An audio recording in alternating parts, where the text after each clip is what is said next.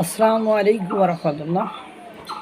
বিপজ্জনক কোনোভাবে কাটছে না আপনার এনসিপি মানে জাতীয় নাগরিক পার্টি, অর্থাৎ জুলাই গণ অভ্যুত্থানের লিডিং পজিশনে যেসব সমন্বয়ক ছিল সেই সমন্বয়কদের মানে দ্বারা যে দল গঠিত হয়েছে, অনেকে বলছে এটাকে কিংস পার্টি বা সরকারের পৃষ্ঠপোষকতা, অর্থাৎ ডক্টর মোহাম্মদ ইউনূসের জোরাজুরিতে তারই পরামর্শে যে দলটি গঠন হয়েছে সেই দলের মানে সুনির্দশা কোনোভাবে কাটছে না। এমনিতে সে দল থাকতেছে না।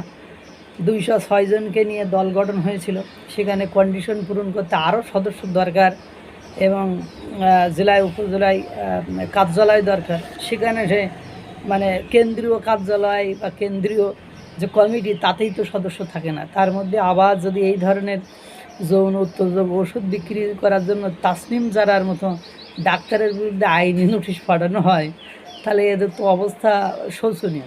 ইতিমধ্যে দেখা যায় 206 জনের মধ্যে আছে মনে হয় 100 জন 150 জন, বাকিরা সাইড হয়ে গেছে, পদত্যাগ করেছে, চলে গিয়েছে।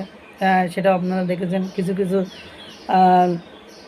নেতাদের বিরুদ্ধে আপনার দুর্নীতির অভিযোগে অব্যাহতিও দেওয়া হয়েছে। এই যে অবস্থায় চলছে, এর মধ্যে জাহাঙ্গীর মানে এনসিপির দুইজন অন্যতম, একজন যুগ্ম সদস্য সচিব, জ্যেষ্ঠ যুগ্ম সদস্য সচিব ডাক্তার তাসনিম জারা, উনি বাংলাদেশে এসে রাজনীতিতে যোগদান করেছিলেন। সকলে খুব আনন্দিত হয়েছিলেন যে এত শিক্ষিত মানুষ, এমবিবিএস ডাক্তার, সে রাজনীতিতে এসেছে। সেও খুব বলেছে, কিন্তু ঘটনা হয়েছে সে যে বাংলাদেশের চিকিৎসার নামে সামাজিক যোগাযোগের মাধ্যমে যৌন উত্তেজক ওষুধ বিক্রি করে, তারপরে বিভিন্ন অসামাজিক কার্যকলাপ, পর্নোগ্রাফি, তারপরে সামাজিকতা নষ্ট, মানে যৌন বিষয়ে মানে উত্তেজিত করে তোলা, যুব সমাজকে বিপদগামী করা। যে উনি এমন এমন মানে মানে পোস্ট আপনারা দেখলে সেটা অবাক হয়ে যাবেন। এবং তার সাথে জাহাঙ্গীর, ডাক্তার জাহাঙ্গীর আছে, সে তো একই অবস্থা, যে মানে খাট ভাঙার গল্প শোনায় সে। তার মানে তার যে মানে ইউটিউব চ্যানেল, সেখানে যে ভিডিওসগুলো আছে, সেখানে মাঝে মাঝে সামনে আসে সেসব যে সে যে ল্যাঙ্গুয়েজ, মানে সেটা আমরা বলতে পারবো না যে মানে কি করলে কি হয়, কি লাগবে, কোন সময় মানে কি করতে হবে, মানে A to Z সব শিক্ষা মানে করেন ওই ইউটিউবের মাধ্যমে তারা একবার প্রকাশ্যে থাম্বনেল দিয়ে শেখাচ্ছে। এটা মানে এক ধরনের পর্নোগ্রাফির সাথে তুলনা করেছে। তারপরে যৌন উত্তেজক ওষুধ বিক্রি, তারপরে সামাজিকতা নষ্ট, তারপরে অশ্লীল কর্মকাণ্ড, বিভিন্ন মানে অসামাজিক কর্মকাণ্ডের সাথে লিপ্ত এনসিপির দুইজন ডাক্তারের বিরুদ্ধে আইনি নোটিশ পাঠিয়েছে।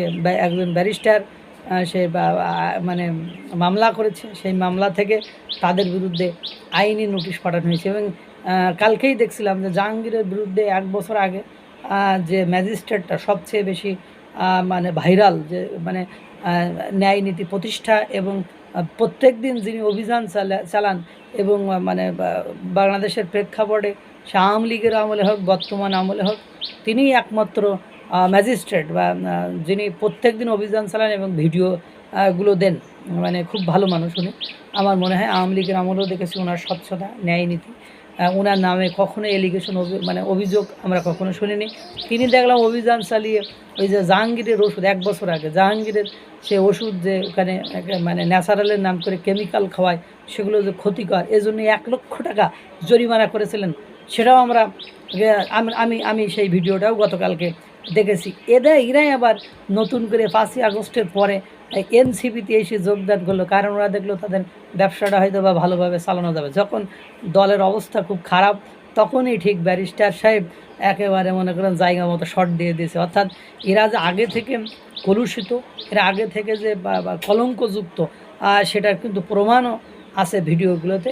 এই যে সামাজিকতা নষ্টর নামে, নতুন বন্দোবস্তর নামে সামাজিকতা নষ্ট, যৌন হয়রানি, যৌন উত্তেজনা বা বিভিন্ন নোংরা পোস্টগুলো করা, থাম্বনেল দেওয়া, যে কী করলে কী হবে, কীভাবে খাট ভাঙবে, এ হবে, এ হবে না, তা হবে না, এইসব যে বিষয়গুলো, এগুলো আসলে একটা দলের যুগ্ম সদস্য সচিব জ্যেষ্ঠ তাসনিম জারা, তিনি এই ধরনের কর্মকাণ্ডের সাথে যুক্ত এবং তাকে আইনি নোটিশ পাঠিয়েছেন। এনসিপির এমনিতে ভাঙ্গনের শেষ নেই, তার মধ্যে আবার এরা একের পর এক, কালকে সমন্বয়ককে লালমনিরহাটে চাকানি দিয়েছে।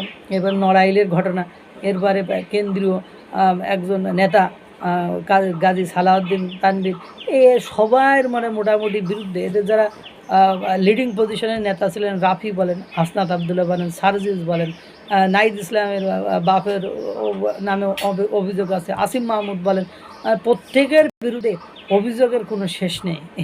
এরা নাকি বাংলাদেশের নতুন বন্দোবস্ত করবে। সবেমাত্র শুরু হয়েছে ঘাট ধাক্কা, শুরু হয়েছে আইনি নোটিশ, আরও কত কিছু দেখার বাকি আছে। Wait and C.